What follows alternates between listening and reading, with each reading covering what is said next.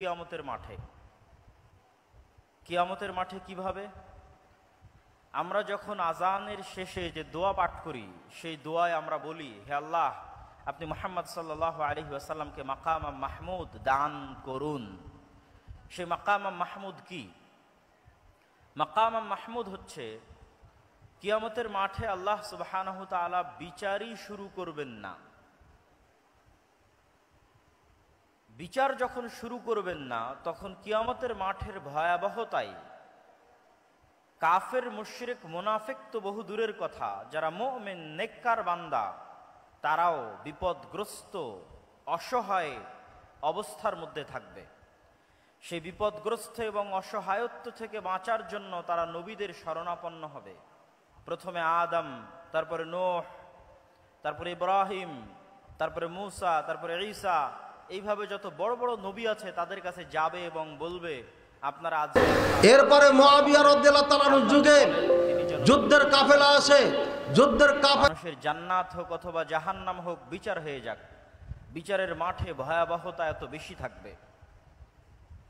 তো সেই দিন কোন নবী এবং রাসূল আল্লাহ সুবহানাহু ওয়া তাআলার সামনে কথা বলার সাহস করবেন না।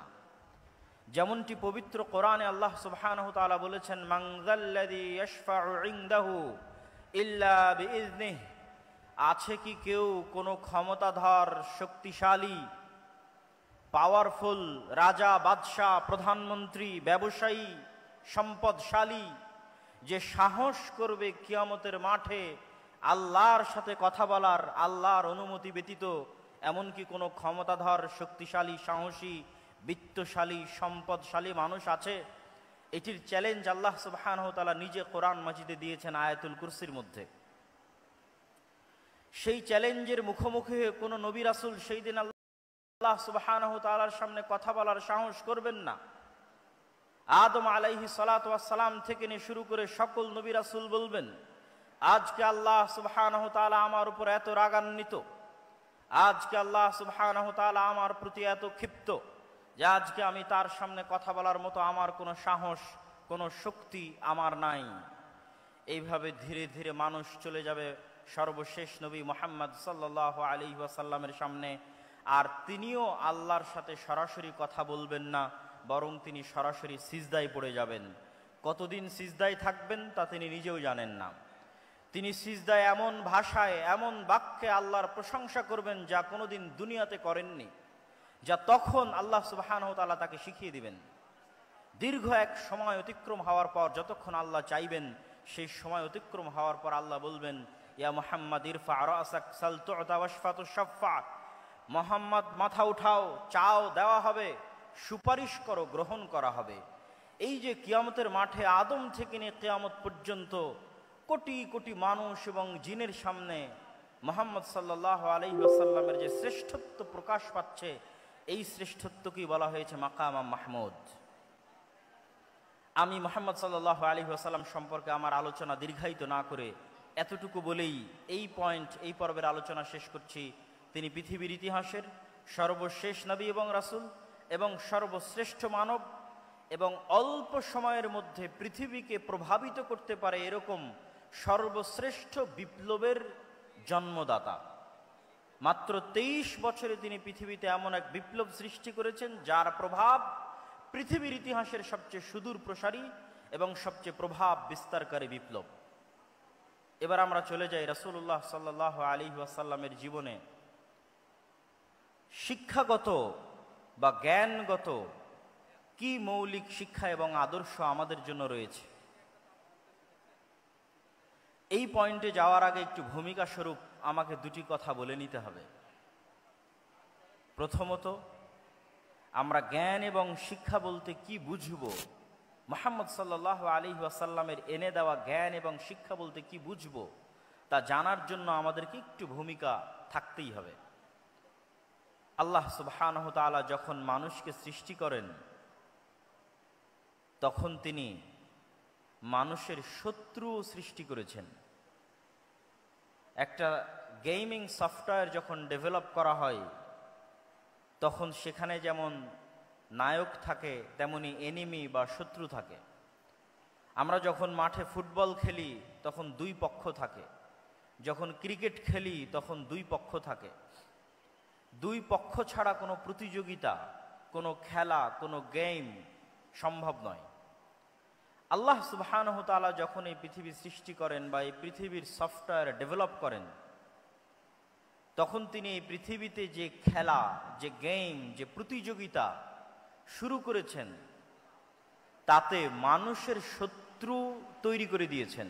না হলে মানুষ খেলবে কার বিরুদ্ধে, কার সাথে লড়াই করে টিকে থাকবে দুনিয়াতে, কার বিরুদ্ধে যুদ্ধে জয়লাভ করার জন্য তাকে পরকালে পুরস্কার দেওয়া হবে, কার বিরুদ্ধে যুদ্ধ করে পরাজিত হওয়ার জন্য তাকে জাহান্নামে নিক্ষেপ করা হবে।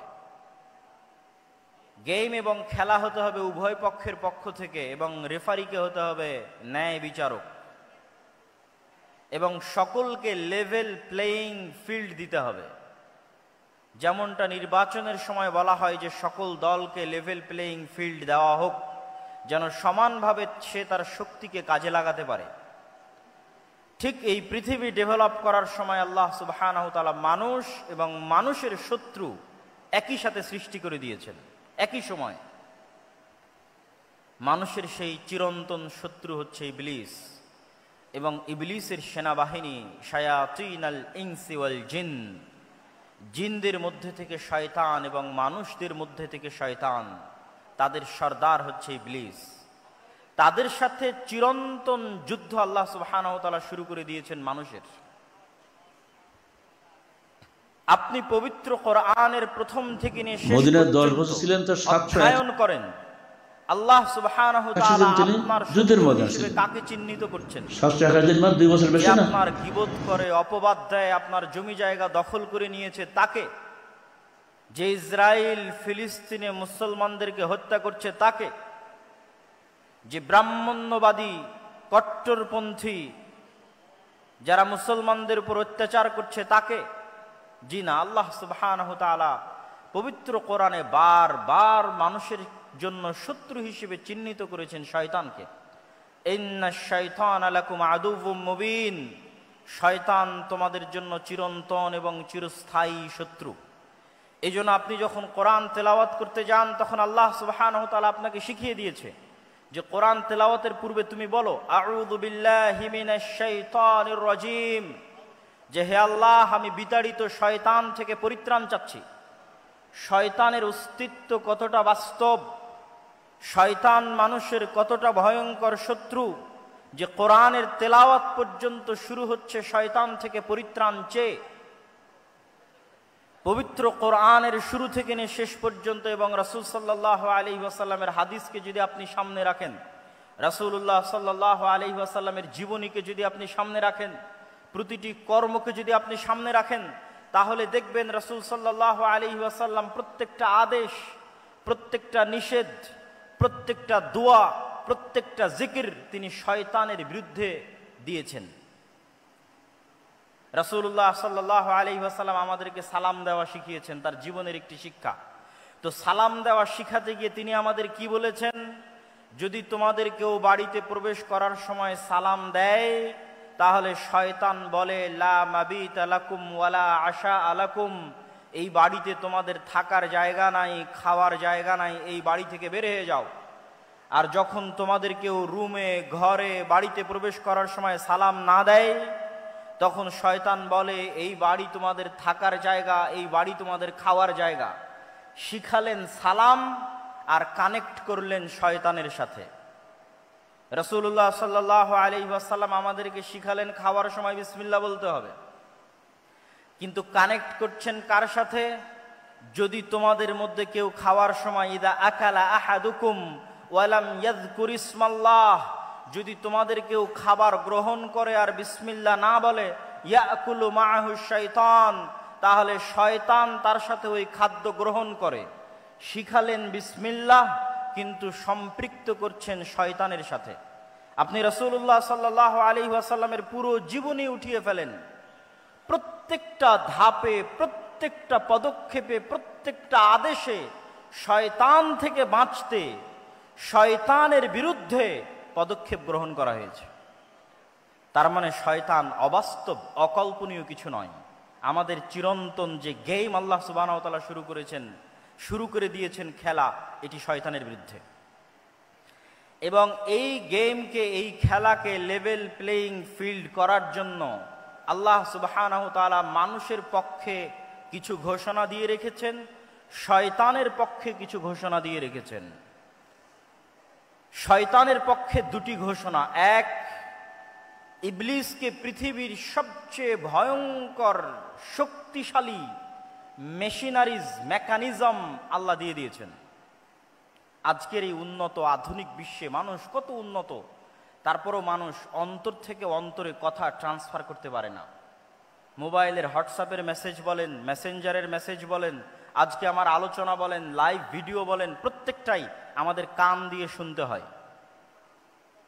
আজকে যদি আমি আমার অন্তর থেকে আপনাদের অন্তরে মেসেজ ট্রান্সফার করতে পারতাম, আমাকে চিল্লিয়ে বলা লাগতো না, মেসেজে লেখা লাগতো না যেটা আপনি পড়বেন। কেন পড়ার দরকার? কেনই বা শোনার দরকার? আমাকে আল্লাহ এই মেকানিজম দিলে আমি এখানে বসে থেকে আপনাদের অন্তরে মেসেজ দিয়ে দিতাম।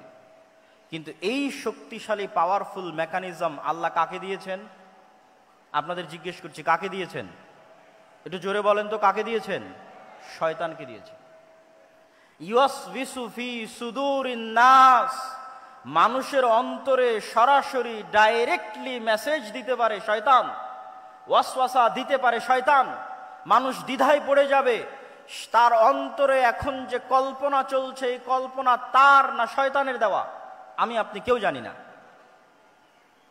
আমরা প্রত্যেক সময়ে যে কাজ করার সিদ্ধান্ত নিচ্ছি এবং আমাদের অন্তরে কথা উদিত হচ্ছে, এই প্রত্যেকটি উদিত হওয়া কথা আমার নিজের না শয়তানের পক্ষ থেকে আমরা জানি না। রাসূলুল্লাহ সাল্লাল্লাহু আলাইহি ওয়াসাল্লাম বলেছেন, এমন কোন মানুষ নেই ইল্লা ওয়ালাহু কারিনান, যার সাথে দুইজন বন্ধু সব সময় থাকে না। কারিনুম মিনাল মালাইকা ওয়া কারিনুম মিনাশ শাইতান, একজন থাকে ফেরেশতা বন্ধু, আরেকজন থাকে শয়তান বন্ধু। প্রত্যেক মানুষের সাথে সব সময় দুইজন বন্ধু তার সাথে আছে, এক ফেরেশতা বন্ধু, দুই শয়তান বন্ধু। তার অন্তরে প্রত্যেক যা কল্যাণকর কাজের ইচ্ছা জাগে তা সে ফেরেশতার পক্ষ থেকে ইলহাম, আর তার অন্তরে প্রত্যেক যা অকল্যাণকর কাজের ইচ্ছা জাগে তা সে ওয়াসওয়াসা, শয়তানের পক্ষ থেকে। আজকে আপনারা এখানে উপস্থিত হয়েছেন, আমি উপস্থিত হয়েছি, এই যে আমাদের অন্তরে এখানে আসার ইচ্ছা জাগ্রত হয়েছে, এই কল্যাণকর কাজের জন্য আমাদের ফেরেশতা বন্ধুর পক্ষ থেকে আমাদের অন্তরে কথা দেওয়া হয়েছে, আমাদের অন্তরে ইচ্ছা জাগ্রত করা হয়েছে। যাই সকালে যখন ফজরে ঘুমিয়ে থাকছি, রাসূলুল্লাহ সাল্লাল্লাহু আলাইহি ওয়াসাল্লাম তখনও বলেছেন শয়তানের কথা। যদি বাস্তব না হতো তিনি কেমনে বলতেন? তিনি বলছেন, শয়তান তখন মানুষের মাথার কাছে গিয়ে বলে, নাম নাম নাম ইন্নাল লাইলা লাতাবিল, হে আদমের সন্তান ঘুমিয়ে থাকো, ঘুমিয়ে থাকো, রাত এখনো অনেক লম্বা। তাহলে আপনি মনে করছেন আমি আমার আরামের জন্য ফজরে ঘুমিয়ে আছি, আর আল্লাহর নবী বলছেন না, আপনার আরামের জন্য নয়, শয়তান আপনার অন্তরে দিচ্ছে তুমি এখন ঘুমিয়ে থাকো। সম্মানিত উপস্থিতি, তাহলে আল্লাহ সুবহানাহু ওয়া তাআলা ইবলিসকে দুইটা ছাড় দিয়েছে। এক, সরাসরি আমাদের অন্তরে কথা দিতে পারে ইবলিস।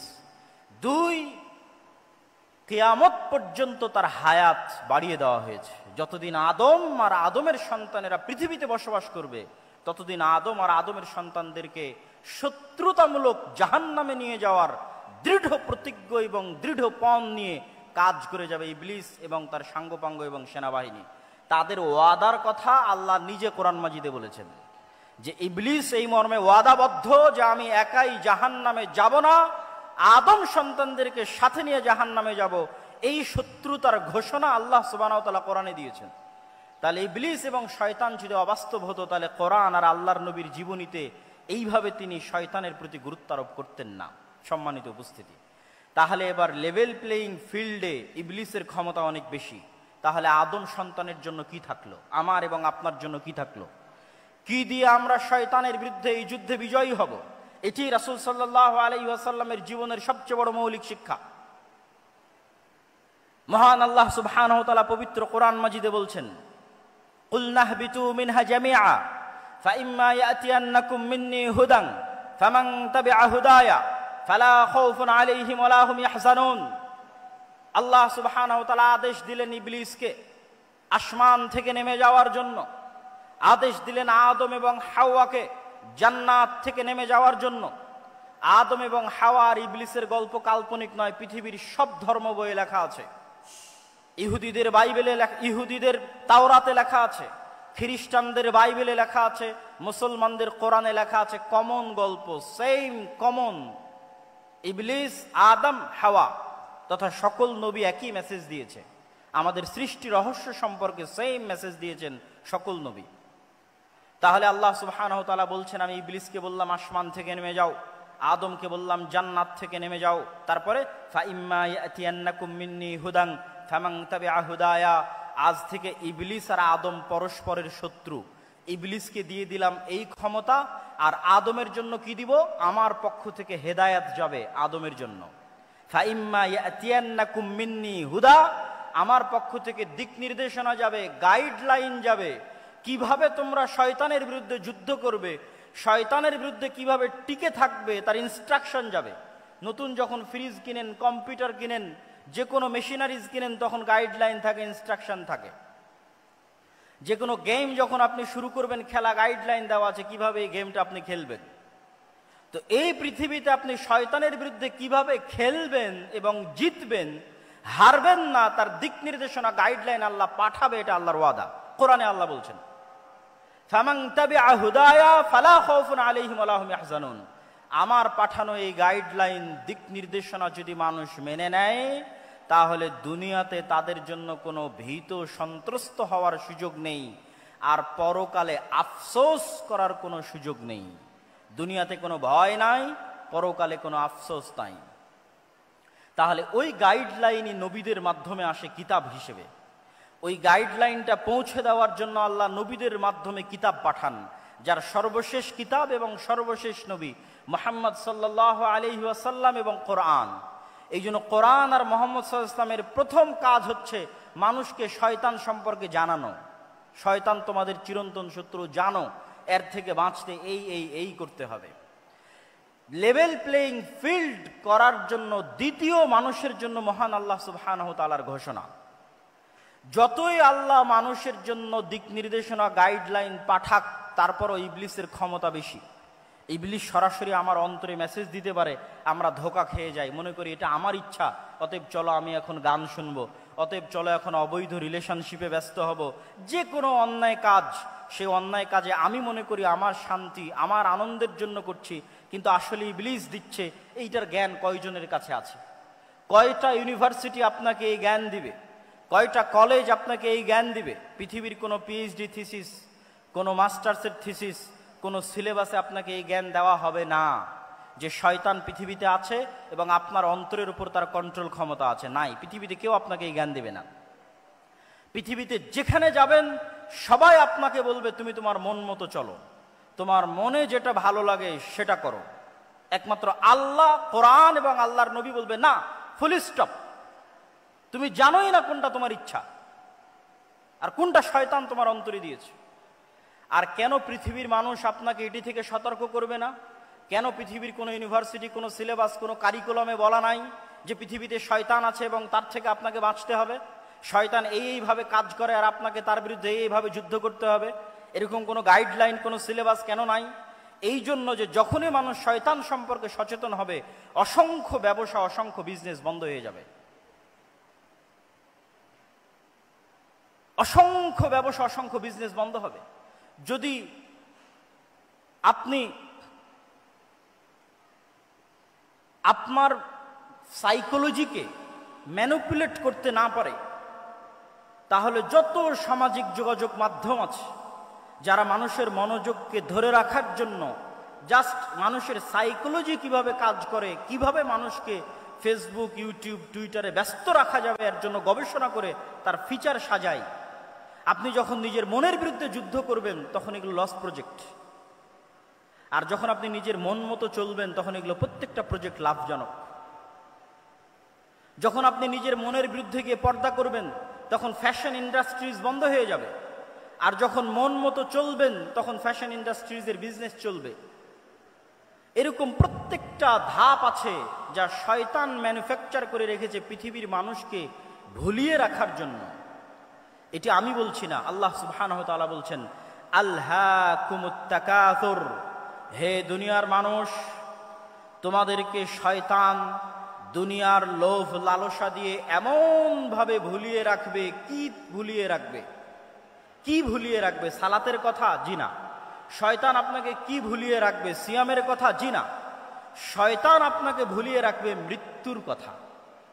আলহাকুমুত তাকাসুর হাত্তা যুরতুমুল মাকাবির, কবরে না যাওয়া পর্যন্ত আমার এবং আপনার মনে হওয়ার চান্স নাই যে আমি আপনি মারা যেতে পারি।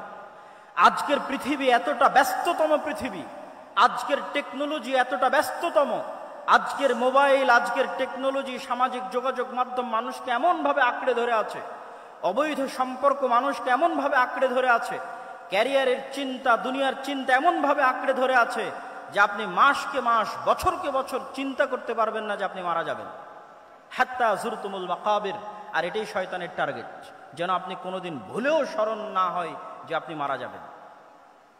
কেন, যখনই স্মরণ হবে আপনি মারা যাবেন, তখনই আপনার মধ্যে অস্থিতিশীলতা কাজ করবে, আপনি শান্তি খুঁজবেন। তখনই তো আপনাকে কোরআন বলবে তোমার চিরন্তন শত্রু হচ্ছে শয়তান। সম্মানিত উপস্থিতি, তাহলে কি আলোচনা করছিলাম? যতই আল্লাহ সুবহানাহু ওয়া তাআলা আমাদের জন্য গাইডলাইন দিক, তারপরেও পাওয়ারফুল ইবলিস আমার অন্তরে মেসেজ দেওয়ার জন্য। তাহলে আমার জন্য ছাড় কোথায়, অফার কোথায়? আল্লাহ সুবহানাহু ওয়া তাআলা এবার আমাদের জন্য ছাড় এবং অফারের ঘোষণা দিচ্ছেন। এটা হচ্ছে ইসলামের আরেকটি বড় মৌলিক মূলনীতি। সেটি কি? শয়তান মানুষকে গাইডলাইন থাকার পরেও ওয়াসওয়াসা দেওয়ার মাধ্যমে পথভ্রষ্ট করত যত গুনাহ করাবে, যত গুনাহ করাবে, যত ভয়ঙ্কর থেকে ভয়ঙ্কর গুনাহ হোক না কেন, শিরকের মতো গুনাহ হোক, হত্যার মতো গুনাহ হোক, জেনা ব্যভিচারের মতো গুনাহ হোক, যত বেশি পরিমাণে গুনাহ হোক না কেন, আসমান জমিন ভর্তি গুনাহ হোক না কেন, আল্লাহ সুবহানাহু ওয়া তাআলার পক্ষ থেকে মানুষের জন্য অফার শয়তানের বিরুদ্ধে যাওয়ার জন্য, শয়তানকে পরাজিত করার জন্য। যে এত বিশাল লম্বা গুনাহের পরেও মানুষ যদি অনুসূচিত হয়ে আল্লাহ সুবহানাহু ওয়া তাআলাকে বলে, হে আল্লাহ আমার ভুল হয়ে গেছে, আপনি আমাকে ক্ষমা করে দিন, তাহলে মানুষের কে গুনাহ করার জন্য শয়তান যা চেষ্টা করেছে, যা পরিশ্রম করেছে, সকল চেষ্টা, সকল পরিশ্রমকে পণ্ড করে দিয়ে আল্লাহ সুবহানাহু ওয়া তাআলা মানুষকে ক্ষমা করে দিবেন। বলেন আল্লাহু আকবার। এই একটা অফার দিয়ে মানুষ জান্নাতে চলে যাবে, কিন্তু মানুষকে ক্ষমা তো চাইতে হবে। ইসলামে এমন কোনো গুনাহ নাই যেই গুনাহের ক্ষমার রাস্তা আল্লাহ সুবহানাহু ওয়া তাআলা দেননি। ইসলামে ক্ষমার অযোগ্য কোনো অপরাধ নাই। হ্যাঁ, তবে শ্বাস থাকা পর্যন্ত। আপনি মৃত্যুবরণ করলেন কিয়ামতের মাঠে, তখন শুধু একটা গুনাহ ক্ষমা হবে না, সেটা শিরক। যা আমি আসব, যে ইসলামের সবচেয়ে বড় মৌলিক শিক্ষার একটি হচ্ছে তাওহীদ এবং শিরক না করা। আসবো ইনশাআল্লাহ ধীরে ধীরে। তাহলে জীবদ্দশায় যতক্ষণ নিঃশ্বাস আছে ততক্ষণ এমন কোনো অপরাধ নাই যেই অপরাধ ক্ষমার অযোগ্য আল্লাহর দরবারে। প্রত্যেকটা অপরাধ ক্ষমার যোগ্যতে মানুষকে ক্ষমা চাইতে হবে। যদি মানুষের সাথে সম্পৃক্ত অপরাধ হয় তো মানুষের কাছে ক্ষমা চাইবে। যদি মানুষের হক মেরে নেওয়া সংক্রান্ত অপরাধ হয় তো মানুষের হক আদায় করে দিবে। যদি আল্লাহর সাথে সম্পৃক্ত গুনাহ হয় তো আল্লাহর কাছে ক্ষমা চেয়ে নিবে। এই ক্ষমা চাওয়ার মাধ্যমে সেই ইবলিসকে পরাজিত করবে। কিন্তু ইবলিস আপনার অন্তরে ভয় দিবে। ইবলিসের একটা বড় বিজনেস হচ্ছে মানুষকে দারিদ্রতার ভয় দেখায়, মানুষকে নিরাশা করে। লা তাকনাতু মির রাহমাতিল্লাহ। ইবলিস আপনাকে ভয় দেখাবে, আপনি অনেক বড় গুনাহগার, আপনি ক্ষমা চাইতে পারেন না, আল্লাহর দরজা আপনার জন্য বন্ধ হয়ে গেছে, আপনার অন্তরে হতাশা সৃষ্টি করবে। এটাই শয়তানের বিরুদ্ধে যুদ্ধ, যে ইসলামে কোনো হতাশা নাই। আপনি গুনাহগার যত বড়ই হন না কেন, আল্লাহ সুবহানাহু ওয়া তাআলার কাছে ক্ষমা চাইলে আল্লাহ ক্ষমা করে দিবে। এবং ইসলামে দারিদ্রতারও কোনো ভয় নাই। সেই পয়েন্টগুলো তো আমি আসবো ইনশাআল্লাহ। তাহলে শয়তানের এই আলোচনা থেকে এতটুকু কি পরিষ্কার হলো যে নবী এবং রাসূলকে পাঠানো হয়েছে, কোরআনকে পাঠানো হয়েছে মানুষকে একটা গাইডলাইন দেওয়ার জন্য, শয়তানের বিরুদ্ধে যুদ্ধ করার জন্য। কিন্তু এই জ্ঞান, এই যে গাইডলাইনের যে জ্ঞান, শয়তানের অস্তিত্বের যে জ্ঞান, এই জ্ঞানগুলো একসময় পৃথিবী থেকে উঠে যাবে এবং মানুষ পশুতে পরিণত হয়ে যাবে। রাসূলুল্লাহ সাল্লাল্লাহু আলাইহি ওয়াসাল্লাম বলছেন, ইন্নাল্লাহা লা ইয়াকবিদুল ইলমা ইনতিজাআন ইয়ানতাজিউহু মিনাল ইবাদ ওয়ালাকিন ইয়াকবিদুল ইলমা বিকবদিল উলামা। আল্লাহ সুবহানাহু ওয়া তাআলা জ্ঞানকে ছিনিয়ে নেন না, আল্লাহ সুবহানাহু ওয়া তাআলা জ্ঞানকে ছিনিয়ে নেন না, বরং আল্লাহ সুবহানাহু ওয়া তাআলা জ্ঞানকে উঠিয়ে নেন আলেমদের মৃত্যুর মাধ্যমে। জ্ঞান উঠে যাবে। রাসূলুল্লাহ সাল্লাল্লাহু আলাইহি ওয়াসাল্লাম আর এক হাদিসে বলেছেন, ইউরফাউল ইলম ওয়া ইউনজালুল জাহল। জ্ঞান উঠে যাবে, মূর্খতা বর্ষণ করা হবে পৃথিবীতে, মূর্খতা বৃষ্টির মতো বর্ষিত হবে, আর জ্ঞান উঠে যাবে। আজকে যেহেতু আমাকে ইসলামের জ্ঞান কেন্দ্রিক মূলনীতি আলোচনা করতে বলা হয়েছে, তাহলে আপনাদের কাছে আমার প্রশ্ন, আমরা তো দিন দিন জ্ঞানের জগতে, ঊর্ধ্ব জগতে এগিয়ে যাচ্ছি, জ্ঞান এবং বিজ্ঞানের শীর্ষে আরোহণ করছি। সেখানে আল্লাহর নবী বলছেন জ্ঞান উঠে যাবে এবং মূর্খতা বর্ষিত হবে। তাহলে আমি এবং আপনি জানি না যে প্রকৃত জ্ঞান কোনটা, যেই জ্ঞান আমাদের ইউনিভার্সিটি, আমাদের কলেজের সিলেবাসের মধ্যেই নাই। সেই জ্ঞানের আলোচনায় আজকে আমরা করছি। এই জ্ঞানটা উঠে যাবে। শয়তানের অস্তিত্বের জ্ঞান, শয়তানের সাথে যুদ্ধ করার জ্ঞান, শয়তানকে পরাজিত করার জ্ঞান, শয়তানের সাথে যুদ্ধ করে জিতে থাকার জ্ঞান পৃথিবীতে সকল ভাষা, সকল বর্ণের জন্য। তার পূর্বের সকল নবী বা রাসূল নির্দিষ্ট সময়ের জন্য, নির্দিষ্ট গোত্রের জন্য, নির্দিষ্ট ভাষার মানুষের জন্য প্রেরিত হয়েছিলেন। কিন্তু তিনি এগুলোর ঊর্ধ্বে উঠে সার্বজনীন এবং সর্বকালীন এবং সর্বশেষ নবী এবং রাসূল হিসেবে প্রেরিত হয়েছেন সাল্লাল্লাহু আলাইহি ওয়াসাল্লাম। মহান আল্লাহ সুবহানাহু তাআলা যত নবী রাসূল পৃথিবীতে পাঠিয়েছেন, তাদের মধ্যে যে 25 জনের নাম মহান আল্লাহ কোরআনে আল্লাহ সুবহানাহু তাআলা উল্লেখ করেছেন, তাদের মধ্যে উলুল আজম, সর্বশ্রেষ্ঠ যে 5 জনকে আল্লাহ সুবহানাহু তাআলা দৃঢ় প্রতিজ্ঞ রাসূল হিসেবে উল্লেখ করেছেন, নূহ, ইব্রাহিম, মূসা, ঈসা, মুহাম্মদ, সর্বশ্রেষ্ঠ যে 5 জনকে আল্লাহ সুবহানাহু তাআলা উলুল আজম হিসেবে উল্লেখ করেছেন, তাদের মধ্যেও সর্বশ্রেষ্ঠ হচ্ছেন আমাদের নবী মুহাম্মদ সাল্লাল্লাহু আলাইহি ওয়াসাল্লাম। আর তার শ্রেষ্ঠত্বের মাপকাঠি প্রকাশিত হবে, তার শ্রেষ্ঠত্বের মানদণ্ড প্রকাশিত হবে কিয়ামতের মাঠে। কিয়ামতের মাঠে কিভাবে? আমরা যখন আজানের শেষে যে দোয়া পাঠ করি, সেই দোয়ায় আমরা বলি, হে আল্লাহ, আপনি মুহাম্মদ সাল্লাল্লাহু আলাইহি ওয়াসাল্লামকে মাকাম মাহমুদ দান করুন। সেই মাকাম মাহমুদ কি? মাকাম মাহমুদ হচ্ছে কিয়ামতের মাঠে আল্লাহ সুবহানাহু তাআলা বিচারই শুরু করবেন না। বিচার যখন শুরু করবেন না, তখন কিয়ামতের মাঠের ভয়াবহতায় কাফের, মুশরিক, মুনাফিক তো বহু দূরের কথা, যারা মুমিন নেককার বান্দা, তারাও বিপদগ্রস্ত, অসহায় অবস্থার মধ্যে থাকবে। সেই বিপদগ্রস্ত এবং অসহায়ত্ব থেকে বাঁচার জন্য তারা নবীদের শরণাপন্ন হবে। প্রথমে আদম, তারপরে নূহ, তারপরে ইব্রাহিম, তারপরে মূসা, তারপরে ঈসা, এইভাবে যত বড় বড় নবী আছে তাদের কাছে যাবে এবং বলবে, আপনারা আজকে একটু আল্লাহর সাথে কথা বলেন, আল্লাহকে বলেন তিনি যেন দ্রুত বিচার শুরু করে।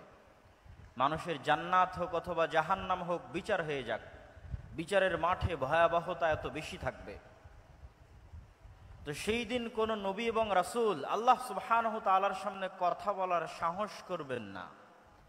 যেমনটি পবিত্র কোরআনে আল্লাহ সুবহানাহু তাআলা বলেছেন, মান যাল্লাযী ইয়াশফাউ ইনদাহু ইল্লা বিইজনিহি।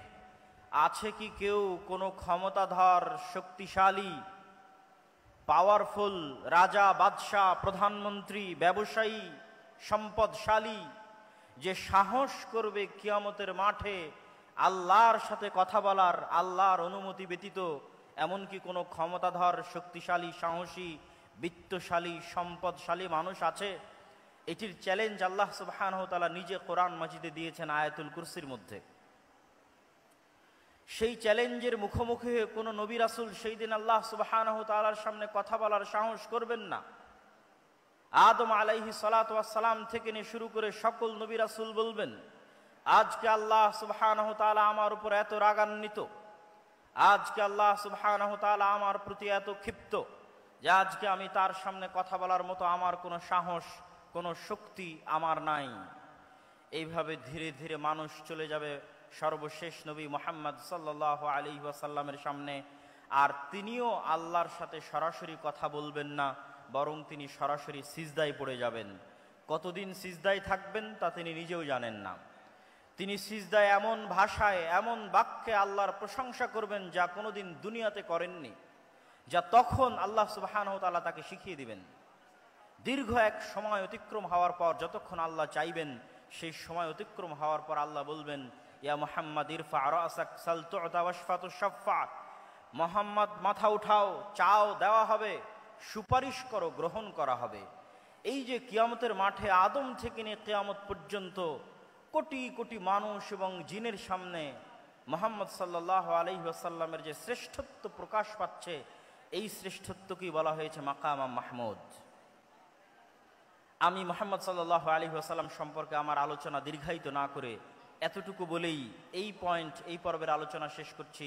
তিনি পৃথিবীর ইতিহাসের সর্বশেষ নবী এবং রাসূল এবং সর্বশ্রেষ্ঠ মানব, এবং অল্প সময়ের মধ্যে পৃথিবীকে প্রভাবিত করতে পারে এরকম সর্বশ্রেষ্ঠ বিপ্লবের জন্মদাতা। মাত্র 23 বছরে তিনি পৃথিবীতে এমন এক বিপ্লব সৃষ্টি করেছেন যার প্রভাব পৃথিবীর ইতিহাসের সবচেয়ে সুদূর প্রসারী এবং সবচেয়ে প্রভাব বিস্তারকারী বিপ্লব।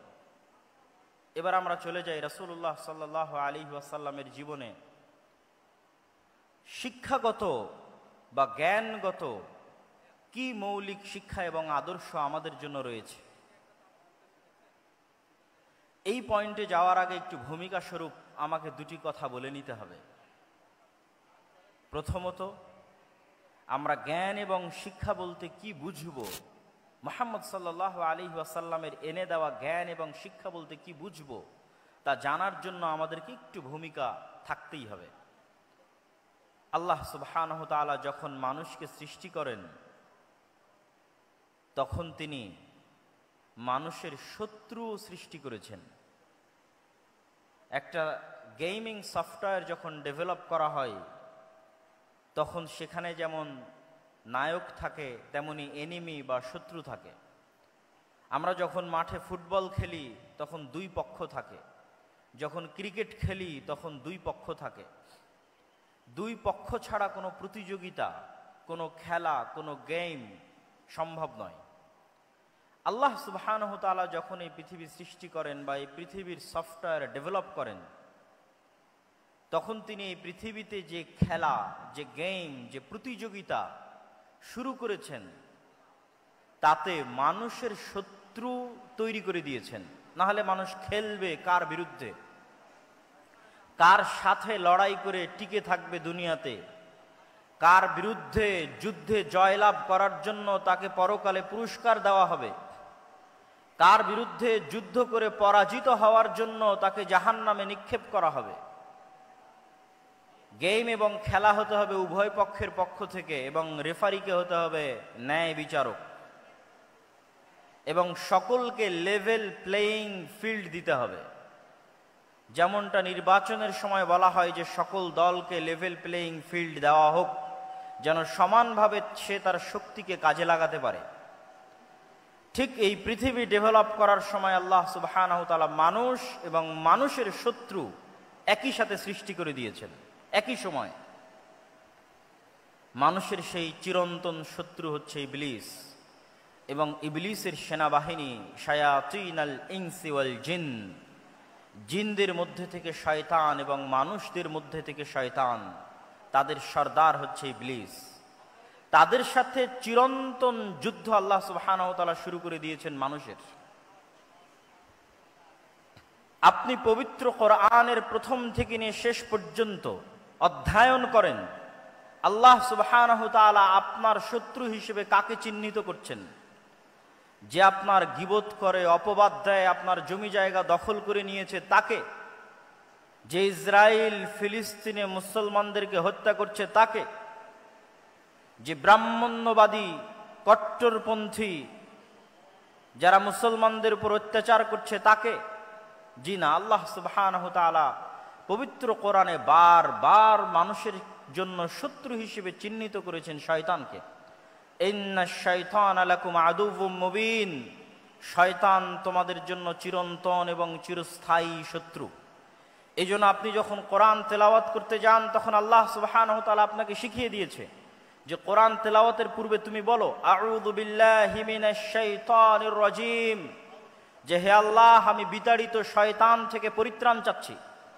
শয়তানের অস্তিত্ব কতটা বাস্তব, শয়তান মানুষের কতটা ভয়ঙ্কর শত্রু, যে কোরআনের তেলাওয়াত পর্যন্ত শুরু হচ্ছে শয়তান থেকে পরিত্রাণ চেয়ে। পবিত্র কোরআনের শুরু থেকে নিয়ে শেষ পর্যন্ত এবং রাসূল সাল্লাল্লাহু আলাইহি ওয়াসাল্লামের হাদিসকে যদি আপনি সামনে রাখেন, রাসূলুল্লাহ সাল্লাল্লাহু আলাইহি ওয়াসাল্লামের জীবনীকে যদি আপনি সামনে রাখেন, প্রতিটি কর্মকে যদি আপনি সামনে রাখেন, তাহলে দেখবেন রাসূল সাল্লাল্লাহু আলাইহি ওয়াসাল্লাম প্রত্যেকটা আদেশ, প্রত্যেকটা নিষেধ, প্রত্যেকটা দোয়া, প্রত্যেকটা জিকির তিনি শয়তানের বিরুদ্ধে দিয়েছেন। রাসূলুল্লাহ সাল্লাল্লাহু আলাইহি ওয়াসাল্লাম আমাদেরকে সালাম দেওয়া শিখিয়েছেন, তার জীবনের একটি শিক্ষা। তো সালাম দেওয়া শিখাতে গিয়ে তিনি আমাদের কি বলেছেন? যদি তোমাদের কেউ বাড়িতে প্রবেশ করার সময় সালাম দেয়, তাহলে শয়তান বলে লা মাবিতা লাকুম ওয়ালা আশা আলাকুম, এই বাড়িতে তোমাদের থাকার জায়গা নাই, খাওয়ার জায়গা নাই, এই বাড়ি থেকে বের হয়ে যাও। আর যখন তোমাদের কেউ রুমে, ঘরে, বাড়িতে প্রবেশ করার সময় সালাম না দেয়, তখন শয়তান বলে এই বাড়ি তোমাদের থাকার জায়গা, এই বাড়ি তোমাদের খাওয়ার জায়গা। শিখালেন সালাম আর কানেক্ট করলেন শয়তানের সাথে। রাসূলুল্লাহ সাল্লাল্লাহু আলাইহি ওয়াসাল্লাম আমাদেরকে শিখালেন খাওয়ার সময় বিসমিল্লাহ বলতে হবে, কিন্তু কানেক্ট করছেন কার সাথে? যদি তোমাদের মধ্যে কেউ খাওয়ার সময় ইদা আকালা আহাদুকুম ওয়ালাম ইয়াযকুর ইসমাল্লাহ, যদি তোমাদের কেউ খাবার গ্রহণ করে আর বিসমিল্লাহ না বলে, ইয়াকুলু মাআহু শাইতান, তাহলে শয়তান তার সাথে ওই খাদ্য গ্রহণ করে। শিখালেন বিসমিল্লাহ, কিন্তু সম্পৃক্ত করছেন শয়তানের সাথে। আপনি রাসূলুল্লাহ সাল্লাল্লাহু আলাইহি ওয়াসাল্লামের পুরো জীবনী উঠিয়ে ফেলেন, প্রত্যেকটা ধাপে, প্রত্যেকটা পদক্ষেপে, প্রত্যেকটা আদেশে শয়তান থেকে বাঁচতে, শয়তানের বিরুদ্ধে পদক্ষেপ গ্রহণ করা হয়েছে। তার মানে শয়তান অবাস্তব, অকল্পনীয় কিছু নয়। আমাদের চিরন্তন যে গেম আল্লাহ সুবহানাহু ওয়া তাআলা শুরু করে দিয়েছেন খেলা, এটি শয়তানের বিরুদ্ধে। এবং এই গেমকে, এই খেলাকে লেভেল প্লেয়িং ফিল্ড করার জন্য আল্লাহ সুবহানাহু ওয়া তাআলা মানুষের পক্ষে কিছু ঘোষণা দিয়ে রেখেছেন, শয়তানের পক্ষে কিছু ঘোষণা দিয়ে রেখেছেন। শয়তানের পক্ষে দুটি ঘোষণা। এক, ইবলিসকে পৃথিবীর সবচেয়ে ভয়ঙ্কর শক্তিশালী মেকানিজম আল্লাহ দিয়ে দিয়েছেন। আজকের এই উন্নত আধুনিক বিশ্বে মানুষ কত উন্নত, তারপরও মানুষ অন্তর থেকে অন্তরে কথা ট্রান্সফার করতে পারে না। মোবাইলের হোয়াটসঅ্যাপের মেসেজ বলেন, মেসেঞ্জারের মেসেজ বলেন, আজকে আমার আলোচনা বলেন, লাইভ ভিডিও বলেন, প্রত্যেকটাই আমাদের কান দিয়ে শুনতে হয়। আজকে যদি আমি আমার অন্তর থেকে আপনাদের অন্তরে মেসেজ ট্রান্সফার করতে পারতাম, আমাকে চিল্লিয়ে বলা লাগতো না, মেসেজে লেখা লাগতো না যেটা আপনি পড়বেন। কেন পড়ার দরকার? কেনই বা শোনার দরকার? আমাকে আল্লাহ এই মেকানিজম দিলে আমি এখানে বসে থেকে আপনাদের অন্তরে মেসেজ দিয়ে দিতাম। কিন্তু এই শক্তিশালী পাওয়ারফুল মেকানিজম আল্লাহ কাকে দিয়েছেন? আপনাদের জিজ্ঞেস করছি, কাকে দিয়েছেন? একটু জোরে বলেন তো, কাকে দিয়েছেন? শয়তানকে দিয়েছেন। ইউসবিসু ফি সুদুরিন নাস, মানুষের অন্তরে সরাসরি ডাইরেক্টলি মেসেজ দিতে পারে শয়তান, ওয়াসওয়াসা দিতে পারে শয়তান। মানুষ দ্বিধায় পড়ে যাবে, তার অন্তরে এখন যে কল্পনা চলছে, এই কল্পনা তার না শয়তানের দেওয়া, আমি আপনি কেউ জানি না। আমরা প্রত্যেক সময়ে যে কাজ করার সিদ্ধান্ত নিচ্ছি এবং আমাদের অন্তরে কথা উদিত হচ্ছে, এই প্রত্যেকটি উদিত হওয়া কথা আমার নিজের না শয়তানের পক্ষ থেকে আমরা জানি না। রাসূলুল্লাহ সাল্লাল্লাহু আলাইহি ওয়াসাল্লাম বলেছেন, এমন কোন মানুষ নেই ইল্লা ওয়ালাহু কারিনান, যার সাথে দুইজন বন্ধু সব সময় থাকে না। কারিনুম মিনাল মালাইকা ওয়া কারিনুম মিনাশ শাইতান, একজন থাকে ফেরেশতা বন্ধু, আরেকজন থাকে শয়তান বন্ধু। প্রত্যেক মানুষের সাথে সব সময় দুইজন বন্ধু তার সাথে আছে, এক ফেরেশতা বন্ধু, দুই শয়তান বন্ধু। তার অন্তরে প্রত্যেক যা কল্যাণকর কাজের ইচ্ছা জাগে তা সে ফেরেশতার পক্ষ থেকে ইলহাম, আর তার অন্তরে প্রত্যেক যা অকল্যাণকর কাজের ইচ্ছা জাগে তা সে ওয়াসওয়াসা, শয়তানের পক্ষ থেকে। আজকে আপনারা এখানে উপস্থিত হয়েছেন, আমি উপস্থিত হয়েছি, এই যে আমাদের অন্তরে এখানে আসার ইচ্ছা জাগ্রত হয়েছে, এই কল্যাণকর কাজের জন্য আমাদের ফেরেশতা বন্ধুর পক্ষ থেকে আমাদের অন্তরে কথা দেওয়া হয়েছে, আমাদের অন্তরে ইচ্ছা জাগ্রত করা হয়েছে। যাই সকালে যখন ফজরে ঘুমিয়ে থাকছি, রাসূলুল্লাহ সাল্লাল্লাহু আলাইহি ওয়াসাল্লাম তখনও বলেছেন শয়তানের কথা। যদি বাস্তব না হতো তিনি কেমনে বলতেন? তিনি বলছেন শয়তান তখন মানুষের মাথার কাছে গিয়ে বলে, নাম নাম নাম ইন্নাল লাইলা লাতাবিল, হে আদমের সন্তান ঘুমিয়ে থাকো, ঘুমিয়ে থাকো, রাত এখনো অনেক লম্বা। তাহলে আপনি মনে করছেন আমি আমার আরামের জন্য ফজরে ঘুমিয়ে আছি, আর আল্লাহর নবী বলছেন না, আপনার আরামের জন্য নয়, শয়তান আপনার অন্তরে দিচ্ছে তুমি এখন ঘুমিয়ে থাকো। সম্মানিত উপস্থিতি, তাহলে আল্লাহ সুবহানাহু ওয়া তাআলা ইবলিসকে দুইটা ছাড় দিয়েছে। এক, সরাসরি আমাদের অন্তরে কথা দিতে পারে ইবলিস। দুই, কিয়ামত পর্যন্ত তার হায়াত বাড়িয়ে দেওয়া হয়েছে। যতদিন আদম আর আদমের সন্তানেরা পৃথিবীতে বসবাস করবে, ততদিন আদম আর আদমের সন্তানদেরকে শত্রুতামূলক জাহান্নামে নিয়ে যাওয়ার দৃঢ় প্রতিজ্ঞ এবং দৃঢ় পণ নিয়ে কাজ করে যাবে ইবলিস এবং তার সাঙ্গপাঙ্গ এবং সেনাবাহিনী। তাদের ওয়াদার কথা আল্লাহ নিজে কোরআন মাজিদে বলেছেন যে ইবলিস এই মর্মে ওয়াদাবদ্ধ যে আমি একাই জাহান্নামে যাব না, আদম সন্তানদেরকে সাথে নিয়ে জাহান্নামে যাব। এই শত্রুতার ঘোষণা আল্লাহ সুবহানাহু ওয়া তাআলা কোরআনে দিয়েছেন। তাহলে ইবলিস এবং শয়তান যদি অবাস্তব হতো, তাহলে কোরআন আর আল্লাহর নবীর জীবনীতে এইভাবে তিনি শয়তানের প্রতি গুরুত্ব আরোপ করতেন না। সম্মানিত উপস্থিতি, তাহলে এবার লেভেল প্লেয়িং ফিল্ডে ইবলিসের ক্ষমতা অনেক বেশি। তাহলে আদম সন্তানের জন্য কি থাকলো, আমার এবং আপনার জন্য কি থাকলো? কি দিয়ে আমরা শয়তানের বিরুদ্ধে এই যুদ্ধে বিজয়ী হব? এটি রাসূল সাল্লাল্লাহু আলাইহি ওয়াসাল্লামের জীবনের সবচেয়ে বড় মৌলিক শিক্ষা। মহান আল্লাহ সুবহানাহু ওয়া তাআলা পবিত্র কোরআন মাজিদে বলছেন, কুল নাহবিতু মিনহা জামিআ ফাইম্মা ইয়াতিয়ান্নাকুম মিন্নী হুদান ফামান তাবিআ হুদায়া ফালা খাউফুন আলাইহিম ওয়ালা হুম ইয়াহজানুন। আল্লাহ সুবহানাহু ওয়া তাআলা আদেশ দিলেন ইবলিসকে আসমান থেকে নেমে যাওয়ার জন্য, আদেশ দিলেন আদম এবং হাওয়াকে জান্নাত থেকে নেমে যাওয়ার জন্য। আদম এবং হাওয়া আর ইবলিসের গল্প কাল্পনিক নয়, পৃথিবীর সব ধর্ম বইয়ে লেখা আছে। ইহুদিদের বাইবেলে, ইহুদিদের তাওরাতে লেখা আছে, খ্রিস্টানদের বাইবেলে লেখা আছে, মুসলমানদের কোরআনে লেখা আছে। কমন গল্প, সেম কমন। ইবলিস, আদম, হাওয়া তথা সকল নবী একই মেসেজ দিয়েছে। আমাদের সৃষ্টি রহস্য সম্পর্কে সেম মেসেজ দিয়েছেন সকল নবী। তাহলে আল্লাহ সুবহানাহু ওয়া তাআলা বলছেন, আমি ইবলিসকে বললাম আসমান থেকে নেমে যাও, আদমকে বললাম জান্নাত থেকে নেমে যাও। তারপরে ফাইম্মা ইয়াতিয়ান্নাকুম মিন্নী হুদান ফামান তাবিআ হুদায়া, আজ থেকে ইবলিস আর আদম পরস্পরের শত্রু। ইবলিসকে দিয়ে দিলাম এই ক্ষমতা, আর আদমের জন্য কি দিব? আমার পক্ষ থেকে হেদায়েত যাবে আদমের জন্য। ফাইম্মা ইয়াতিয়ান্নাকুম মিন্নী হুদা, আমার পক্ষ থেকে দিক নির্দেশনা যাবে, গাইডলাইন যাবে, কিভাবে তোমরা শয়তানের বিরুদ্ধে যুদ্ধ করবে, শয়তানের বিরুদ্ধে কিভাবে টিকে থাকবে তার ইনস্ট্রাকশন যাবে। নতুন যখন ফ্রিজ কিনেন, কম্পিউটার কিনেন, যে কোনো মেশিনারিজ কিনেন, তখন গাইডলাইন থাকে, ইনস্ট্রাকশন থাকে। যে কোনো গেম যখন আপনি শুরু করবেন খেলা, গাইডলাইন দেওয়া আছে কিভাবে এই গেমটা আপনি খেলবেন। তো এই পৃথিবীতে আপনি শয়তানের বিরুদ্ধে কিভাবে খেলবেন এবং জিতবেন, হারবেন না, তার দিক নির্দেশনা, গাইডলাইন আল্লাহ পাঠাবে। এটা আল্লাহর ওয়াদা। কোরআনে আল্লাহ বলছেন, ফামান তাবিআ হুদায়া ফালা খাউফুন আলাইহিম ওয়ালা হুম ইয়াহজানুন।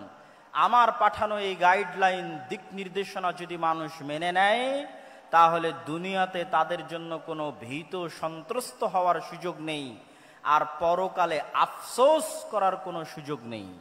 দুনিয়াতে কোনো ভয় নাই, পরকালে কোনো আফসোস নাই। তাহলে ওই গাইডলাইনই নবীদের মাধ্যমে আসে কিতাব হিসেবে। ওই গাইডলাইনটা পৌঁছে দেওয়ার জন্য আল্লাহ নবীদের মাধ্যমে কিতাব পাঠান, যার সর্বশেষ কিতাব এবং সর্বশেষ নবী মুহাম্মদ সাল্লাল্লাহু আলাইহি ওয়াসাল্লাম এবং কোরআন। এই জন্য কোরআন আর মুহাম্মদ সাল্লাল্লাহু আলাইহি ওয়াসাল্লামের প্রথম কাজ হচ্ছে মানুষকে শয়তান সম্পর্কে জানানো। শয়তান তোমাদের চিরন্তন শত্রু, জানো, এর থেকে বাঁচতে এই করতে হবে। লেভেল প্লেইং ফিল্ড করার জন্য দ্বিতীয় মানুষের জন্য মহান আল্লাহ সুবহানাহু ওয়া তাআলার ঘোষণা।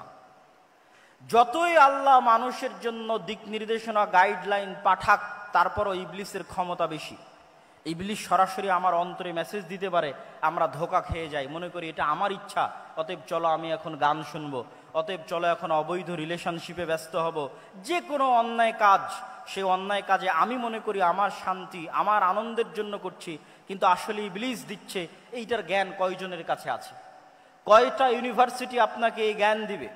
কয়টা কলেজ আপনাকে এই জ্ঞান দিবে? পৃথিবীর কোনো পিএইচডি থিসিস, কোনো মাস্টার্সের থিসিস, কোনো সিলেবাসে আপনাকে এই জ্ঞান দেওয়া হবে না যে শয়তান পৃথিবীতে আছে এবং আপনার অন্তরের উপর তার কন্ট্রোল ক্ষমতা আছে। নাই, পৃথিবীতে কেউ আপনাকে এই জ্ঞান দেবে না। পৃথিবীতে যেখানে যাবেন সবাই আপনাকে বলবে তুমি তোমার মন মতো চলো, তোমার মনে যেটা ভালো লাগে সেটা করো। একমাত্র আল্লাহ, কোরআন এবং আল্লাহর নবী বলবে না, ফুল স্টপ। তুমি জানোই না কোনটা তোমার ইচ্ছা আর কোনটা শয়তান তোমার অন্তরে দিয়েছে। আর কেন পৃথিবীর মানুষ আপনাকে এটি থেকে সতর্ক করবে না? কেন পৃথিবীর কোনো ইউনিভার্সিটি, কোনো সিলেবাস, কোনো কারিকুলামে বলা নাই যে পৃথিবীতে শয়তান আছে এবং তার থেকে আপনাকে বাঁচতে হবে? শয়তান এইভাবে কাজ করে আর আপনাকে তার বিরুদ্ধে এইভাবে যুদ্ধ করতে হবে, এরকম কোনো গাইডলাইন, কোনো সিলেবাস কেন নাই? এই জন্য যে যখনই মানুষ শয়তান সম্পর্কে সচেতন হবে, অসংখ্য ব্যবসা, অসংখ্য বিজনেস বন্ধ হয়ে যাবে। অসংখ্য ব্যবসা, অসংখ্য বিজনেস বন্ধ হবে। যদি আপনি আপনার সাইকোলজিকে ম্যানিপুলেট করতে না পারে, তাহলে যত সামাজিক যোগাযোগ মাধ্যম আছে যারা মানুষের মনোযোগকে ধরে রাখার জন্য জাস্ট মানুষের সাইকোলজি কিভাবে কাজ করে, কিভাবে মানুষকে ফেসবুক, ইউটিউব, টুইটারে ব্যস্ত রাখা যাবে এর জন্য গবেষণা করে তার ফিচার সাজায়, আপনি যখন নিজের মনের বিরুদ্ধে যুদ্ধ করবেন তখন এগুলো লস প্রজেক্ট। আর যখন আপনি নিজের মন মতো চলবেন তখন এগুলো প্রত্যেকটা প্রজেক্ট লাভজনক। যখন আপনি নিজের মনের বিরুদ্ধে গিয়ে পর্দা করবেন তখন ফ্যাশন ইন্ডাস্ট্রিজ বন্ধ হয়ে যাবে। আর যখন মন মতো চলবেন তখন ফ্যাশন ইন্ডাস্ট্রিজের বিজনেস চলবে। এরকম প্রত্যেকটা ধাপ আছে যা শয়তান ম্যানুফ্যাকচার করে রেখেছে পৃথিবীর মানুষকে ভুলিয়ে রাখার জন্য। এটি আমি বলছি না, আল্লাহ সুবহানাহু ওয়া তাআলা বলছেন, আলহাকুমুত তাকাসুর, হে দুনিয়ার মানুষ, তোমাদেরকে শয়তান দুনিয়ার লোভ লালসা দিয়ে এমন ভাবে ভুলিয়ে রাখবে। কি ভুলিয়ে রাখবে? কি ভুলিয়ে রাখবে? সালাতের কথা? জি না। শয়তান আপনাকে কি ভুলিয়ে রাখবে? সিয়ামের কথা? জি না। শয়তান আপনাকে ভুলিয়ে রাখবে মৃত্যুর কথা। আলহাকুমুত তাকাসুর হাত্তা যুরতুমুল মাকাবির, কবরে না যাওয়া পর্যন্ত আমার এবং আপনার মনে হওয়ার চান্স নাই যে আমি আপনি মারা যেতে পারি। আজকের পৃথিবী এতটা ব্যস্ততম পৃথিবী, আজকের টেকনোলজি এতটা ব্যস্ততম, আজকের মোবাইল, আজকের টেকনোলজি, সামাজিক যোগাযোগ মাধ্যম মানুষকে এমনভাবে আঁকড়ে ধরে আছে, অবৈধ সম্পর্ক মানুষকে এমনভাবে আঁকড়ে ধরে আছে, ক্যারিয়ারের চিন্তা, দুনিয়ার চিন্তা এমনভাবে আঁকড়ে ধরে আছে যে আপনি মাসকে মাস, বছরকে বছর চিন্তা করতে পারবেন না যে আপনি মারা যাবেন। হাত্তা যুরতুমুল মাকাবির। আর এটাই শয়তানের টার্গেট, যেন আপনি কোনোদিন ভুলেও স্মরণ না হয় যে আপনি মারা যাবেন। কেননা যখনই স্মরণ হবে আপনি মারা যাবেন, তখনই আপনার মধ্যে অস্থিতিশীলতা কাজ করবে, আপনি শান্তি খুঁজবেন। তখনই তো আপনাকে কোরআন বলবে তোমার চিরন্তন শত্রু হচ্ছে শয়তান। সম্মানিত উপস্থিতি, তাহলে কি আলোচনা করছিলাম? যতই আল্লাহ সুবহানাহু ওয়া তাআলা আমাদের জন্য গাইডলাইন দিক, তারপরেও পাওয়ারফুল ইবলিস আমার অন্তরে মেসেজ দেওয়ার জন্য। তাহলে আমার জন্য ছাড় কোথায়, অফার কোথায়? আল্লাহ সুবহানাহু ওয়া তাআলা এবার আমাদের জন্য ছাড় এবং অফারের ঘোষণা দিচ্ছেন। এটা হচ্ছে ইসলামের আরেকটি বড় মৌলিক মূলনীতি। সেটি কি? শয়তান মানুষকে গাইডলাইন থাকার পরেও ওয়াসওয়াসা দেওয়ার মাধ্যমে পথভ্রষ্ট করতো যত গুনাহ করাবে, যত গুনাহ করাবে, যত ভয়ঙ্কর থেকে ভয়ঙ্কর গুনাহ হোক না কেন, শিরকের মতো গুনাহ হোক, হত্যার মতো গুনাহ হোক, জেনা ব্যভিচারের মতো গুনাহ হোক, যত বেশি পরিমাণে গুনাহ হোক না কেন, আসমান জমিন ভর্তি গুনাহ হোক না কেন, আল্লাহ সুবহানাহু ওয়া তাআলার পক্ষ থেকে মানুষের জন্য অফার শয়তানের বিরুদ্ধে যাওয়ার জন্য, শয়তানকে পরাজিত করার জন্য, যে এত বিশাল লম্বা গুনাহের পরেও মানুষ যদি অনুসূচিত হয়ে আল্লাহ সুবহানাহু ওয়া তাআলাকে বলে, হে আল্লাহ আমার ভুল হয়ে গেছে, আপনি আমাকে ক্ষমা করে দিন, তাহলে মানুষের কে গুনাহ করার জন্য শয়তান যা চেষ্টা করেছে, যা পরিশ্রম করেছে, সকল চেষ্টা সকল পরিশ্রমকে পণ্ড করে দিয়ে আল্লাহ সুবহানাহু ওয়া তাআলা মানুষকে ক্ষমা করে দিবেন। বলেন আল্লাহু আকবার। এই একটা অফার দিয়ে মানুষ জান্নাতে চলে যাবে, কিন্তু মানুষকে ক্ষমা তো চাইতে হবে। ইসলামে এমন কোনো গুনাহ নাই যেই গুনাহের ক্ষমার রাস্তা আল্লাহ সুবহানাহু ওয়া তাআলা দেননি। ইসলামে ক্ষমার অযোগ্য কোনো অপরাধ নাই। হ্যাঁ, তবে শ্বাস থাকা পর্যন্ত, আপনি মৃত্যুবরণ করলেন কিয়ামতের মাঠে, তখন শুধু একটা গুনাহ ক্ষমা হবে না, সেটা শিরক। যা আমি আসবো, যে ইসলামের সবচেয়ে বড় মৌলিক শিক্ষার একটি হচ্ছে তাওহীদ এবং শিরক না করা, আসবো ইনশাআল্লাহ ধীরে ধীরে। তাহলে জীবদ্দশায় যতক্ষণ নিঃশ্বাস আছে ততক্ষণ এমন কোনো অপরাধ নাই যেই অপরাধ ক্ষমার অযোগ্য আল্লাহর দরবারে। প্রত্যেকটা অপরাধ ক্ষমার যোগ্য হতে মানুষকে ক্ষমা চাইতে হবে। যদি মানুষের সাথে সম্পৃক্ত অপরাধ হয় তো মানুষের কাছে ক্ষমা চাইবে, যদি মানুষের হক মেরে নেওয়া সংক্রান্ত অপরাধ হয় তো মানুষের হক আদায় করে দিবে, যদি আল্লাহর সাথে সম্পৃক্ত গুনাহ হয় তো আল্লাহর কাছে ক্ষমা চেয়ে নিবে। এই ক্ষমা চাওয়ার মাধ্যমে সেই ইবলিসকে পরাজিত করবে। কিন্তু ইবলিস আপনার অন্তরে ভয় দিবে। ইবলিসের একটা বড় বিজনেস হচ্ছে মানুষকে দারিদ্রতার ভয় দেখায়, মানুষকে নিরাশা করে। লা তাকনাতু মির রাহমাতিল্লাহ। ইবলিস আপনাকে ভয় দেখাবে, আপনি অনেক বড় গুনাহগার, আপনি ক্ষমা চাইতে পারেন না, আল্লাহর দরজা আপনার জন্য বন্ধ হয়ে গেছে, আপনার অন্তরে হতাশা সৃষ্টি করবে। এটাই শয়তানের বিরুদ্ধে যুদ্ধ, যে ইসলামে কোনো হতাশা নাই। আপনি গুনাহগার যত বড়ই হন না কেন, আল্লাহ সুবহানাহু ওয়া তাআলার কাছে ক্ষমা চাইলে আল্লাহ ক্ষমা করে দিবে। এবং ইসলামে দারিদ্রতারও কোনো ভয় নাই। সেই পয়েন্টগুলো তো আমি আসবো ইনশাআল্লাহ। তাহলে শয়তানের এই আলোচনা থেকে এতটুকু কি পরিষ্কার হলো, যে নবী এবং রাসূলকে পাঠানো হয়েছে, কোরআনকে পাঠানো হয়েছে মানুষকে একটা গাইডলাইন দেওয়ার জন্য, শয়তানের বিরুদ্ধে যুদ্ধ করার জন্য। কিন্তু এই জ্ঞান, এই যে গাইডলাইনের যে জ্ঞান, শয়তানের অস্তিত্বের যে জ্ঞান, এই জ্ঞানগুলো একসময় পৃথিবী থেকে উঠে যাবে এবং মানুষ পশুতে পরিণত হয়ে যাবে। রাসূলুল্লাহ সাল্লাল্লাহু আলাইহি ওয়াসাল্লাম বলছেন, ইন্নাল্লাহা লা ইয়াকবিদুল ইলমা ইনতিজাআন ইয়ানতাজিউহু মিনাল ইবাদ ওয়ালাকিন ইয়াকবিদুল ইলমা বিকবদিল উলামা।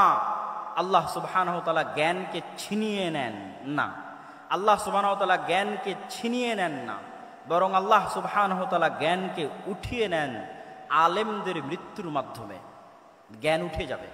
রাসূলুল্লাহ সাল্লাল্লাহু আলাইহি ওয়াসাল্লাম আরেক হাদিসে বলেছেন, ইউরফাউল ইলম ওয়া ইউনজালুল জাহল। জ্ঞান উঠে যাবে, মূর্খতা বর্ষণ করা হবে পৃথিবীতে, মূর্খতা বৃষ্টির মতো বর্ষিত হবে, আর জ্ঞান উঠে যাবে। আজকে যেহেতু আমাকে ইসলামের জ্ঞান কেন্দ্রিক মূলনীতি আলোচনা করতে বলা হয়েছে, তাহলে আপনাদের কাছে আমার প্রশ্ন, আমরা তো দিন দিন জ্ঞানের জগতে, ঊর্ধ্ব জগতে এগিয়ে যাচ্ছি, জ্ঞান এবং বিজ্ঞানের শীর্ষে আরোহণ করছি, সেখানে আল্লাহর নবী বলছেন জ্ঞান উঠে যাবে এবং মূর্খতা বর্ষিত হবে। তাহলে আমি এবং আপনি জানি না যে প্রকৃত জ্ঞান কোনটা, যেই জ্ঞান আমাদের ইউনিভার্সিটি, আমাদের কলেজের সিলেবাসের মধ্যেই নাই, সেই জ্ঞানের আলোচনায় আজকে আমরা করছি। এই জ্ঞানটা উঠে যাবে। শয়তানের অস্তিত্বের জ্ঞান, শয়তানের সাথে যুদ্ধ করার জ্ঞান, শয়তানকে পরাজিত করার জ্ঞান, শয়তানের সাথে যুদ্ধ করে জিতে থাকার জ্ঞান পৃথিবী থেকে উঠে যাবে। তখন মানুষ ধীরে ধীরে পশুতে পরিণত হবে। আমরা এবং আপনারা স্বাভাবিক মানবিকতা বোধ হারিয়ে পশুতে পরিণত হব। সম্মানিত উপস্থিতি, এখন আসি আমরা শয়তানকে পরাজিত করব কিভাবে। রাসূলুল্লাহ সাল্লাল্লাহু আলাইহি ওয়াসাল্লাম তার জীবনী থেকে কি এমন শিক্ষা আমাদেরকে দিয়ে গেছেন যার মাধ্যমে আমরা শয়তানকে পরাজিত করতে পারি। রাসূলুল্লাহ সাল্লাল্লাহু আলাইহি ওয়াসাল্লাম ওই হাদিসটি যখন বললেন যে প্রত্যেক মানুষের সাথে দুইজন বন্ধু আছে, একজন শয়তান, একজন ফেরেশতা, তখন এক সাহাবী আল্লাহর নবীকে জিজ্ঞেস করছে, আল্লাহর নবী, আপনার সাথেও কি শয়তান বন্ধু আছে? এটি খুবই আশ্চর্যজনক একটি হাদিস। এখান থেকে আমাদের আজকের আলোচনা শুরু হবে। তখন রাসূলুল্লাহ সাল্লাল্লাহু আলাইহি ওয়াসাল্লাম বলছেন, হ্যাঁ আমার সাথেও শয়তান আছে, তবে আমার শয়তান ইসলাম গ্রহণ করেছে, বা শাব্দিক অর্থ বললে আত্মসমর্পণ করেছে, সারেন্ডার করেছে। ইসলাম শব্দের শাব্দিক অর্থ কিন্তু আত্মসমর্পণ করা, সারেন্ডার করা। তাহলে আল্লাহর নবীর সাথেও শয়তান আছে, কিন্তু তার শয়তান আত্মসমর্পণ করেছে, সারেন্ডার করেছে। এখন প্রশ্ন, আমাদের সাথে যে শয়তান আছে সে কিভাবে আত্মসমর্পণ করবে, সে কিভাবে সারেন্ডার করবে? শাহ ওলিউল্লাহ মুহাদ্দিস দেহলভী তার হুজ্জাতুল্লাহিল বালেগার মধ্যে লিখছেন, এই হাদিসকে সামনে রেখে তিনি আলোচনা করছেন যে মানুষের অন্তরে সবসময় দুটো গ্রুপের লড়াই চলে, রূহে রব্বানি আর নফসে শয়তানি। মানুষের যে রুহের জগতে ছিল, সেই রুহ আল্লাহকে মানার ওয়াদা করেই পৃথিবীতে এসেছে। তাহলে প্রত্যেকটা মানুষ জন্মগতভাবে মুসলিম। আর এক হাদিসে রাসূল সাল্লাল্লাহু আলাইহি ওয়াসাল্লাম স্পষ্ট করেছেন যে প্রত্যেক মানুষ জন্মগতভাবে মুসলিম। তাহলে রুহে রব্বানি, যেই রুহে রব্বানির মাধ্যমে ফেরেশতা ইলহাম দেয় আপনার অন্তরে ভালো কাজের, আর নফসে শয়তানি, যার মাধ্যমে শয়তান ওয়াসওয়াসা দেয় মন্দ কাজের, এই দুটোর যুদ্ধ সবসময় চলতে থাকে। এখন মানুষ তার স্বভাব চরিত্র দিয়ে, তার কাজ দিয়ে কোনটাকে তার অন্তরে বিজয়ী করবে আর কোনটাকে তার অন্তরে পরাজিত করবে, সেটির সিদ্ধান্ত মানুষের। একটা হচ্ছে রুহে রব্বানি, যার মাধ্যমে ফেরেশতা কাজ করে, নফসে শয়তানি, যার মাধ্যমে শয়তান কাজ করে। আপনি যদি নফসে শয়তানিকে পরাজিত করতে চান, তাহলে ফেরেশতাকে জিততে দিতে হবে। ফেরেশতাকে জিততে দেন, অটোমেটিক শয়তান আপনার অন্তরে সংকুচিত হয়ে যাবে, পরাজিত হয়ে যাবে। ফেরেশতাকে জিততে দিবেন কিভাবে? আপনাকে আরেকটা ইসলামের মৌলিক শিক্ষা বলে যাই। সবসময় দেখবেন রাসূল সাল্লাল্লাহু আলাইহি ওয়াসাল্লাম এবং আল্লাহ সুবহানাহু ওয়া তাআলা ফেরেশতা আর শয়তানকে পরস্পরের মুখোমুখি করে দাঁড় করিয়েছে। লা তাদখুলুল মালাইকাতু ফি বাইতিন, ওই বাড়িতে রহমতের ফেরেশতা প্রবেশ করে না যেই বাড়িতে ছবি মূর্তি আছে, যেই বাড়িতে কুকুর আছে। তাহলে কি দাঁড়ালো? ফেরেশতারা কি সবসময়? ফেরেশতারা হচ্ছে লা ইয়ামাসসুহু ইল্লাল মুতাহহারুন, ফেরেশতারা সবসময় পবিত্র থাকে। তাহলে কি দাঁড়ালো? ফেরেশতা ছবি মূর্তি পছন্দ করে না, ফেরেশতা কুকুর পছন্দ করে না, ফেরেশতা সবসময় পবিত্র থাকে। আর এক হাদিসে রাসূল সাল্লাল্লাহু আলাইহি ওয়াসাল্লাম বলছেন, মা মিন মাওদিউ শিবরিন, আসমানের এমন কোনো এক বিঘত জায়গাও খালি নাই, ইল্লা, যেই জায়গায় এমন কোনো ফেরেশতা নাই যে হয় সিজদারত আছে, না হয় রুকুরত আছে, না হয় আল্লাহ সুবহানাহু ওয়া তাআলার তাসবিহ এবং তাহলিল পাঠরত আছে। সুবহানাল্লাহি বিহামদিহি সুবহানাল্লাহিল আযীম, আল্লাহ সুবহানাহু ওয়া তাআলার বড়ত্ব এবং মহত্ব বর্ণনা করা অবস্থায় আছে। তাহলে সারমর্ম দাঁড়াচ্ছে, আপনি যদি ফেরেশতাকে জিততে দিতে চান, তাহলে ফেরেশতার স্বভাব আপনার মধ্যে বেশি বেশি নিয়ে আসতে হবে। আপনি আজকে থেকে প্র্যাকটিক্যাল বাস্তবায়ন করেন, থিওরি তো বললাম, প্র্যাকটিক্যাল বাস্তবায়ন করেন। আপনি এখন থেকে উঠে গিয়ে কোনো সময় অপবিত্র হবেন না, কেননা ফেরেশতা অপবিত্র নয়, পবিত্র। যখনই আপনার অজু ভাঙবে তখনই অজু করবেন, যখনই ফরজ গোসল হবে তখনই গোসল করবেন, তথা আপনি সব সময় পবিত্র থাকতেছেন। মানে আপনার অন্তরে আপনি রুহে রব্বানি, ফেরেশতা শক্তিকে বিজয়ী হওয়ার সুযোগ করে দিচ্ছেন। আর আপনার অন্তরে অটোমেটিক শয়তান তখন সংকুচিত হয়ে যাবে, পলাতক এবং পরাজিত হয়ে যাবে। ওই যে আল্লাহর নবী বলল, আমার শয়তান আত্মসমর্পণ করেছে, আপনার শয়তান আত্মসমর্পণ করবে। আপনি ছবি মূর্তি থেকে দূরে সরে যান, আপনি তাসবিহ এবং তাহলিল পাঠ করেন, জিকির এবং আযকার করেন, এগুলো ফেরেশতার স্বভাব। তখন আপনার অন্তরে রুহে রব্বানি বিজয়ী হবে। আর যদি আপনি মনে করেন আপনি আপনার অন্তরে ফেরেশতাকেই পরাজিত করবেন আর শয়তানকে বিজয়ী করবেন, তাহলে বেশি খেতে হবে, বেশি ঘুমাতে হবে, বেশি অপবিত্র থাকতে হবে। এই জন্য যারা শয়তানের গোলাম হয়, যারা শয়তানের দাস হয়, প্রকৃত অর্থে যারা শয়তানের ইবাদত করে, তাদের ইনস্ট্রাকশনের মধ্যে দেওয়া থাকে তাকে অপবিত্র থাকতে হবে। টানা 40 দিন গোসল অজু কিছুই করা যাবে না, যেখানে পেশাব পায়খানা করবে ওখানেই খাদ্য গ্রহণ করতে হবে, যাতে মানুষকে তার মানুষত্বের জায়গা থেকে নিচে নামানো যায়। মানুষকে আল্লাহ সর্বশ্রেষ্ঠ সৃষ্টি হিসেবে সৃষ্টি করেছে, মানুষকে তার মনুষ্যত্বের জায়গা থেকে নিচে নামানোর জন্যই LGBTQ, ফেরাউন মানুষত্বের জায়গা থেকে নিচে নামেনি কেন? ফেরাউন পুরুষ ছিল, অহংকারের কারণে কাফের হয়ে গেছে, কিন্তু আর মনুষ্যত্বের জায়গা থেকে নিচে নামেনি।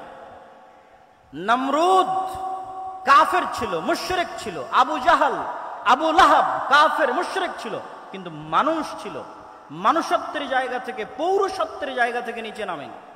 কিন্তু শয়তান আমাকে এবং আপনাকে চায়, বর্তমান পৃথিবী চায়, বর্তমান পৃথিবীর গ্লোবাল সিস্টেম চায় যে মানুষ তো শয়তানের শিক্ষা, শয়তান সম্পর্কে জানুক, এটা তো বহু দূরের কথা। মানুষ যেন শয়তানের গোলাম হতে হতে তার স্বাভাবিক যে চাল চরিত্র আছে সেটি থেকেও যেন নিচে নেমে যায়। এই জন্য আপনাকে যেমন অপবিত্র থাকার প্রতি শয়তান উৎসাহিত করবে, ঠিক তেমনি আপনি পুরুষ আছেন অথচ আপনাকে কল্পনা করতে বলা হবে যেন আপনি নারীর মতো কল্পনা করেন, এটি আপনাকে স্বাভাবিক মানুষ থেকে নিচে নামিয়ে দিবে, ফেরাউনের চেয়ে জঘন্য করে দিবে, আবু লাহাব আবু জাহালের চেয়ে জঘন্য করে দিবে। তখন আপনি শয়তানের পরিপূর্ণরূপে গোলাম হয়ে যাবেন। সম্মানিত উপস্থিতি,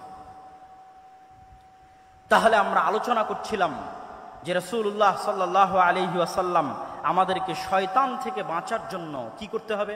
আমার অন্তরে, আমিও পারবো আমার অন্তরে নফসে শয়তানিকে আত্মসমর্পণ করাতে আমার রুহে রব্বানি ফেরেশতা স্বভাবের সামনে। আর আমি যদি চাই আমি শয়তানকেও বিজয়ী করতে পারবো আমার অন্তরে, তখন আমি পরিপূর্ণরূপে শয়তানের গোলাম হয়ে যাব। ইসলামের শিক্ষার সারমর্ম এটি যে আপনাকে শয়তানের বিরুদ্ধে যুদ্ধ করতে হবে, এবং শয়তানের বিরুদ্ধে যুদ্ধ করতে গিয়ে ইসলামের মৌলিক শিক্ষাগুলোর যদি আমি সারমর্ম করি, তার একটি বড় শিক্ষা হচ্ছে তাওহীদ, আরেকটি বড় শিক্ষা হচ্ছে সালাত। তাওহীদ এবং সালাত কিভাবে শয়তানের বিরুদ্ধে যুদ্ধ করে আপনাকে আমি দেখাই। তাওহীদ হচ্ছে ইসলামের মৌলিক বিশ্বাস, যা প্রচার করতে পৃথিবীতে সব নবী রাসূল এসেছে, যা প্রচার করতে কোরআন এসেছে, যা প্রচার করতে মুহাম্মদ সাল্লাল্লাহু আলাইহি ওয়াসাল্লাম এসেছেন। সেটি কি?